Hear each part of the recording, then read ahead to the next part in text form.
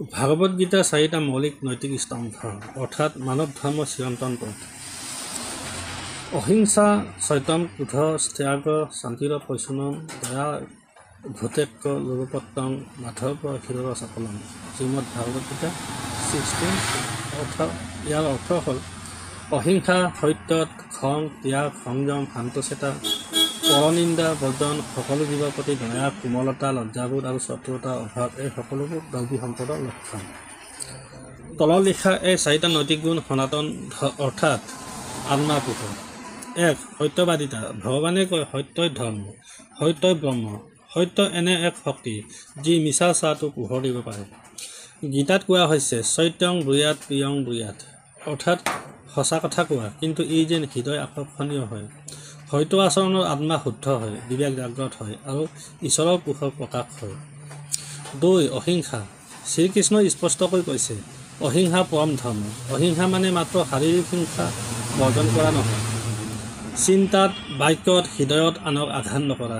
য'ত সহনশীলতা, ক্ষমা আৰু দয়া থাকে তাত ভগৱান বাস কৰে। 3. পৰিষ্কাৰ পৰিচ্ছন্নতা। পৰিষ্কাৰ পৰিচ্ছন্নতাই আধ্যাত্মিকতাৰ প্ৰৱেশ দুৱাৰ। গীতাত কোৱা হৈছে শৌচম মানে বাহ্যিক আৰু আভ্যন্তৰীণ পবিত্ৰতা, মন, কথা আৰু কামত নিৰ্মলতা। ভগৱানে এখন শুদ্ধ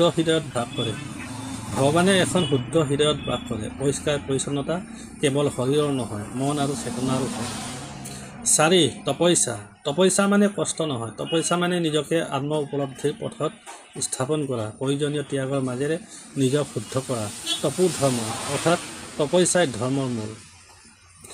গীতা 17:14 কোৱা হৈছে অৰ্থাৎ 17-14 শ্লোকত কোৱা হৈছে দেৱ দ্বিজ গুৰু প্ৰাজ্ঞ পূজনং শৌচ মাজৱম ব্ৰহ্মচৰ্যম হিংসা শৰীৰং তপ উদ্যতে, অৰ্থাৎ ঈশ্বৰ, গুৰু আৰু জ্ঞানীসকলৰ পূজা, পৰিচ্ছন্নতা, স্বচ্ছতা, সৰলতা, সংযম আৰু অহিংসাই শৰীৰৰ হৈছে। এই 4টা গুণেই মানৱ ধৰ্মৰ আধাৰ। সত্যই আমাৰ আত্মাক দিগন্তলৈ জাগৰণ আনে। অহিংসাই আমাৰ আত্মাক দেৱত্ৰীলৈ তোলে।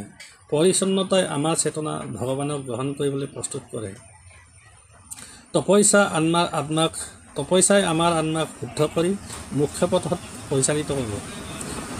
এই 4টা নৈতিক গুণ মিলি গঠিত হয় সেই পবিত্ৰ পথ য'ত স্বয়ং ভগৱান অদৃশ্যৰ পৰা দৃশ্যমান হয়।